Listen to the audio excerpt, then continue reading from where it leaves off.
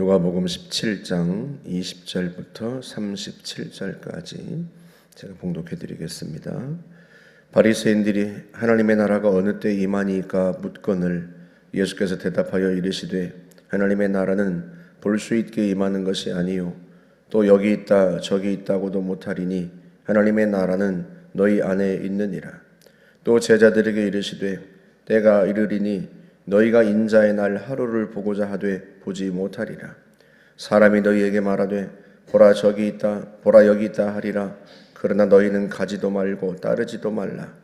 번개가 하늘 아래 이쪽에서 번쩍이어 하늘 아래 저쪽까지 비침같이 인자도 자기 날에 그러하리라. 그러나 그가 먼저 많은 고난을 받으며 이 세대에게 버린 바 되어야 할지니라. 노아의 때에 된 것과 같이 인자의 때에도 그러하리라. 노아가 방주에 들어가던 날까지 사람들이 먹고 마시고 장가들고 시집가더니 홍수가 나서 그들을 다 멸망시켰으며 또 롯의 때와 같으리니 사람들이 먹고 마시고 사고 팔고 심고 집을 짓더니 롯이 소돔에서 나가던 날에 하늘로부터 불과 유황이 비오듯 하여 그들을 멸망시켰느니라. 인자가 나타나는 날에도 이러하리라. 그날에 만일 사람이 지붕 위에 있고 그의 세간이 그 집안에 있으면 그것을 가지러 내려가지 말 것이요 밭에 있는 자도 그와 같이 뒤로 돌이키지 말 것이니라. 롯의 철을 기억하라. 무릇 자기 목숨을 보전하고자 하는 자는 잃을 것이요 잃는 자는 살리리라. 내가 너희에게 이르노니 그 밤에 둘이 한 자리에 누워 있음에 하나는 데려감을 얻고 하나는 버려둠을 당할 것이요 두 여자가 함께 맷돌을 갈고 있음에 하나는 데려감을 얻고 하나는 버려둠을 당할 것이니라. 그들이 대답하여 이르되 주여 어디 오니이까? 이르시되 죽음 있는 곳에는 독수리가 모이느니라 하시니라. 아멘. 바리새인들이 하나님의 나라가 언제 임합니까? 하고 물어요. 바리새인들이 언제 임하느냐고 묻는 그 하나님의 나라는 다윗 왕국과 같은 그런 나라를 가리킵니다. 이들은 하나님이 때가 되면 다윗 왕국과 같은 그런 나라를 이스라엘을 다시 회복시킬 거다.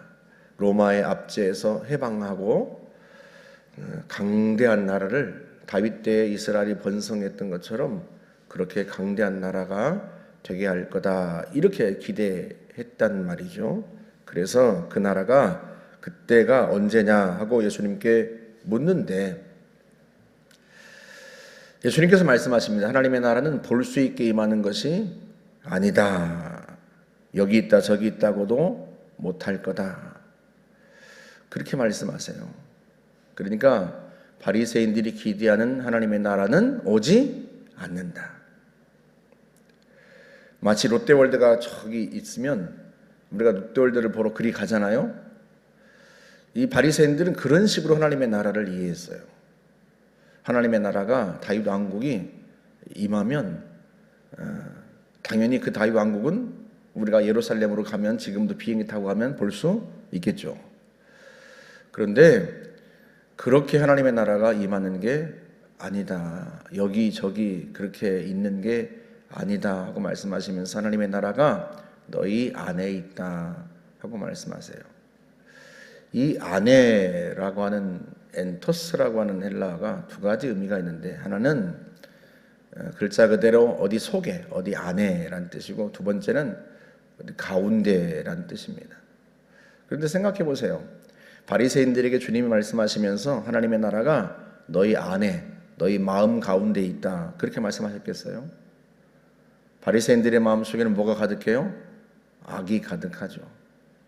그래서 예수님을 배척합니다. 그래서 너희 마음 가운데 있다 그런 의미가 아니고 너희 가운데 있다. 지금 예수님이 그들 가운데 계시잖아요. 그들과 함께 계시잖아요. 예수님이 하나님의 나라입니다. 예수님께서 복음을 전하시면서 공생애를 시작하실 때 하나님의 나라가 가까이 왔다 하고 말씀하시죠. 회개하라. 하나님의 나라가 가까이 왔다. 주님이 오셨어요. 주님이 하나님 나라입니다. 그런데 이 바리새인들은 가까이 오신 그들 가운데 계신 하나님의 나라, 예수님은 배척하고 다른 하나님의 나라를 찾고 있는 거죠. 이 구절이 저희가 신학교 다닐 때 학교 교정에 걸려 있곤 했어요. 하나님의 나라가 너희 안에 있다. 그건 말이 되죠. 그렇죠? 하나님의 나라가, 하나님의 통치가, 우리 주님이 우리 안에 계시죠. 이 말씀만 따로 딱 떼어놓고 보면, 이 한 구절만 떼어놓고 보면 하나님의 나라가 너희 마음 가운데 있다. 그 말씀도 맞죠. 그런데 이 구절이 지금 이 상황에서는 그런 의미가 아닌 거예요. 예수님이 그들 가운데 계십니다. 바리새인들 가운데 예수님이 계신데 그들은 자기들 가운데 계신 하나님의 나라는 보지 못한 채 그 나라가 어디 있습니까? 언제 임합니까? 하고 묻는 거죠. 혹시 우리도 바리새인들처럼 그렇게 어리석은 생각을 하고 있지는 않을까? 하나님의 나라가, 주님이 우리 안에 계신데 마치 우리 밖에서 내 삶이 평화로워지면 또는 내가 하는 일들이 다 형통하게 되면 그때 하나님의 나라가 임하는 게 아닐까 이렇게 생각할 수도 있는 거죠. 하지만 내가 부유해진다고 해서 또는 내가 하는 일이 형통해진다고 해서 바리새인들이 기대했던 것처럼 그렇게 강한 나라가 임한다고 해서 이루어진다고 해서 내 삶 속에서 내가 모든 일이 형통한다고 해서 그게 하나님의 나라냐? 아니에요. 이미 하나님의 나라는 우리 가운데 계십니다. 주님은 이미 우리 가운데 계세요. 주님의 통치가 우리 가운데 이루어지고 있습니다. 주님은 우리의 삶 속에서 하나님의 나라를, 하나님의 통치를 이루어가고 계세요. 우리 속에서 하나님의 뜻이 이루어지고 하나님께서 뜻하신 바가 성취되는 것, 그게 하나님의 나라입니다. 우리가 하나님의 나라를 우리 속에 하나님의 나라가 온전히 임하도록 늘 하나님께 순종하고 그 주의 뜻을 이루어가야 하는 거죠. 그 후에 주님께서 제자들에게 말씀하세요. 바리새인들에게는 하나님의 나라가 볼 수 있게 임하는 것이 아니다 이렇게 말씀하셨는데 왜? 하나님의 나라인 주님이 지금 그들 가운데 계시니까요. 그런데도 그들은 그 하나님의 나라를, 주님을 보지 못하고 있잖아요. 그런데 제자들에게는 정말로 볼 수 있게 임하는 하나님의 나라를 이야기합니다. 그래서 22절에 보면 때가 이르리니 너희가 인자의 날 하루를 보고자 해도 보지 못할 거다. 왜 주님과 하루를 함께 있고 싶어도 할 수 없어요? 주님이 십자가에서 고난받으시고 죽으신 후에 부활하시고 승천하실 테니까. 그리고 다시 재림하시죠. 그래서 23절에 사람이 너희에게 말하되 보라 여기 있다 저기 있다 하리라. 그러나 가지도 말고 따르지도 말라. 왜? 번개가 하늘 이쪽에서 번쩍이면 반대쪽까지 비추는 것처럼 주님도 그렇게 다시 오신다.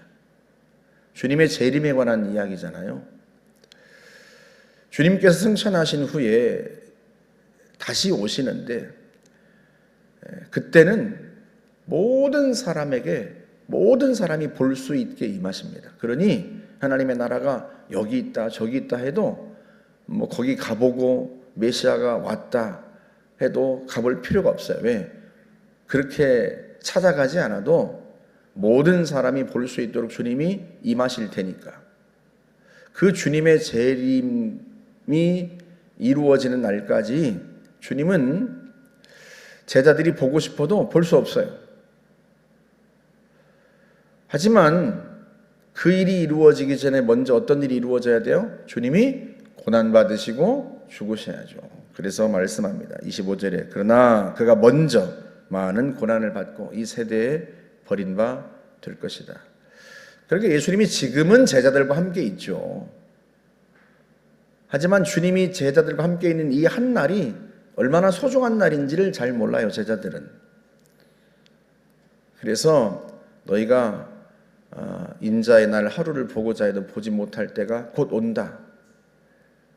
왜? 주님이 고난받고 죽으시고 부활하신 후 승천하시면 그 다음에는 지금처럼 주님과 함께 있을 수 없어요. 물론 주님이 재림하시는 그때에 볼 수 있겠지만, 하지만 그건 제자들이 살아있을 때 이루어질 수 있는 일이 아니겠죠. 그래서 지금 주님과 함께 있는 날이 얼마나 소중합니까? 이때 자기들과 함께 계신 하나님의 나라, 이 하나님의 나라를 그들이 소중히 여기고 그 주님의 나라를 누려야죠. 그러지 않겠습니까? 근데 제자들은 지금 생각이 어디에 가 있는가? 바리새인들처럼 하나님의 나라가 다윗 왕국이 이루어지면 그곳에서 한 자리 차지할, 영광을 차지할 그 생각을 하고 있단 말이에요. 지금 계신 하나님의 나라는 보지 못한 채 제자들도 바리새인들처럼 똑같이 그렇게 생각하고 있습니다. 물론 그 나라가 임하긴 할 거예요. 주님의 재림의 때. 그러나 그들이 바라던 나라, 그런 식으로 오는 나라는 아닙니다. 그래서 주님이 또 설명을 하십니다. 노아의 때에 26절, 된 것 같이 인자의 때에도 그러할 거고 롯의 때와도 같을 거다. 사람들이 주님이 심판하시겠다고 경고하시는데도 주님의 경고를 무시하고 먹고 마시고 장가들고 그냥 자기 일상을 누려요. 그건 롯의 때도 마찬가지고 소돔과 고모라가 멸망할 때도 마찬가지였고 노아의 홍수가 임할 때도 마찬가지였습니다. 그들이 주님의 경고를 노아를 통해서 하시는 경고, 또 새 천사들을 통해서 하셨던 경고, 그 경고를 듣지 않아요. 그리고 그냥 자기 일상을 누립니다. 그러다가 갑작스럽게 그들에게 재앙이 임하고 심판이 임하죠. 마지막 종말의 때도 주님의 재림의 때도 그럴 거다. 두 사람이 함께 자리에 누워 있지만 한 사람은 주님께 데려감을 받고 한 사람은 심판을 받을 거다. 두 여자가 함께 맷돌을 갈지만 한 여자는 주님께 데려감을 받고 한 여자는 멸망을 받을 것이다 하고 이야기합니다. 그러니까 지금 그들과 함께 계신 주님의 말씀을 귀담아 들어야 되고 지금 그들과 함께 계신 주님을 볼 수 있어야 돼요. 그렇지 않으면 종말의 때에도 주님의 재림의 때에도 주님을 맞이할 수 없어요. 주님을 볼 수 없고 그 나라를 볼 수 없고 누릴 수 없어요. 그들에게는 심판만 있을 따름이죠. 제자들이 잘 이해를 못합니다. 그래서 마지막에 묻죠. 37절에 그들이 대답하여 이르되 주여 어디 오니까? 주여 어디에서 그런 일이 이루어집니까? 어디에서 한 여자는 주님이 데려가시고 한 여자는 심판받고 한 사람은 주님이 데려가시고 한 사람은 심판을 받고, 아니 어디에서 그런 일이 일어납니까? 주님 뭐라고 말씀하세요? 죽음이 있는 곳엔 독수리가 모이느니라. 제자들이 이걸 알아듣기나 했을까요? 당연히 너무나 당연한 말인데, 당연히 썩은 시체가 있는 곳에는 썩은 고기를 먹는 독수리가 모이죠. 그러지 않겠습니까? 그처럼 주님의 심판의 날에는 그곳이 어디이든 썩은 고기가 있는 곳에는 독수리가 모이듯이 전 세계 어느 곳에서나 동시에 일어나는 일들이란 말이죠. 어느 특정한 장소가 아니라 어느 특정한 장소에 하나님의 나라가 임하고 그런 게 아니라 모든 곳에 임하는 일입니다. 그 모든 곳에서, 전 세계 모든 곳에서 어느 곳에서든 썩은 고기가 있으면 독수리가 모이듯이 전 세계 어느 곳에서나 일어난 일이에요. 주님의 마지막 재림의 때에는 한 사람은 구원받고 한 사람은 심판받고, 똑같이 살아가지만, 똑같이 맷돌을 갈고 똑같이 누워 잠을 자지만, 한 사람은 주님이 데려가시고 한 사람은 심판을 받고. 왜 그래요? 무엇 때문에 그런 일이 이루어져요? 자기들 속에 계신 그리스도를 보지 못하는 사람들, 자기들 속에 임하신 주님을 보지 못하는 사람들, 주님의 통치를 경험하지 못하고, 그런 사람들은 다 심판받을 거예요. 그러나 자기들 속에 계신 그리스도를 보고 알고 그 하나님의 나라를 누리고 그 하나님의 통치를 누리는 사람들은 그때에도 주님께서 데려가실 거예요. 그러니까 여러분, 그때나 지금이나 똑같아요. 지금 하나님의 나라를 누리고 우리 속에 계신 그리스도를 따르고 그분과 함께 동행하면 마지막 종말의 때에도 역시 주님과 동행하게 될 거예요. 그런데 지금 주님과 아무런 상관이 없이 살아가면서 내가 하고 싶은 일, 먹고 마시고 장가가고 시집가고 내가 하고 싶은 일, 주님과는 아무 상관없이 주님이 내 곁에 계시는데도 불구하고 주님의 통치, 하나님의 나라는 안중에도 없고 그냥 내 하고 싶은 대로 살아가고 내가 내 인생의 주인되어 살아가면 그때 그때 임한 하나님의 나라도 누릴 수 없어요. 그때는 심판만 있게 될 테니까요. 그래서 여러분, 하나님의 나라는 지금 여기 있습니다. 주님이 우리와 함께 계시고요. 주님이 우리의 인생을 통치하고 다스리십니다. 그러니 지금 이때 우리가 주님께 순종하고 주의 은혜를 누리고 주님과 함께 동행하면서 살아야죠. 그래야지 마치 나를 위해서, 내 목숨을 위해서 뭔가를 하면서 먹고 마시고 누리고 그저 내가 하고 싶은 대로 살면 그때는 잃게 될 것이다. 제 목숨을 얻고자 하는 자는 잃고자 하는 자는 얻을 것이다. 지금도 자기 자신을 위해서 살아가는 사람은 그때 받을 것은 심판밖에 없어요. 그러나 나 자신이 아니라 하나님의 나라를 위해서 살아가고 주님을 위해서 살아가고 주님의 통치를 받아들이고 주님과 동행하면서 살아가면 그때 그 하나님의 나라를 얻게 되고 누리게 될 겁니다. 그러니까 주님의 재림의 때에 이루어지는 일들이 지금과 아무런 상관없는 그게 아니에요. 지금 있는 이대로 주님의 나라가 임할 거예요. 내가 지금 주님의 통치 속에 살아가면, 하나님 나라를 살아가면 그때 내게 하나님의 나라가 충만하게 임하게 될 테지만, 지금 하나님의 통치를 받지 않고 지금 우리 계신 예수 그리스도를 우리가 따르지 않고 살아간다면 그때에도 역시 하나님의 나라는 우리 것이 아닌 거죠. 저와 여러분이 지금 우리 가운데 계신 그리스도를 따르고 그분의 통치를 받고 그분이 주시는 은혜를 누리면서 살아가야 돼요. 하나님의 나라는 우리 가운데 있습니다. 지금 여기. 후에 그 나라가 우리 눈으로 볼 수 있게 임하는 것도 보게 될 겁니다. 주님이 우리 눈에 보이게 임하는 것도 볼 수 있을 겁니다. 그때 우리 눈에 보이게 임하는 그 주님은 지금 여기 가운데 우리 가운데 계신 그 주님과 다른 분이 아니에요. 같은 분입니다. 그러니 우리가 주님을 따를 수 있을 때, 이때 주님을 따르고 주의 통치를 받아들이고 하나님의 나라가 우리 가운데 이루어지도록 힘써야 합니다. 그러지 않고 지금 힘쓰지 않고 지금 주님과 동행하지 않으면 주님 말씀처럼 인자의 날 하루를 보고자 해도 보지 못할 때가 옵니다.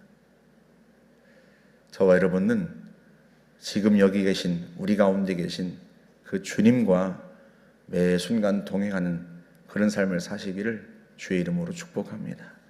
함께 기도하겠습니다. 좋으신 하나님 감사합니다.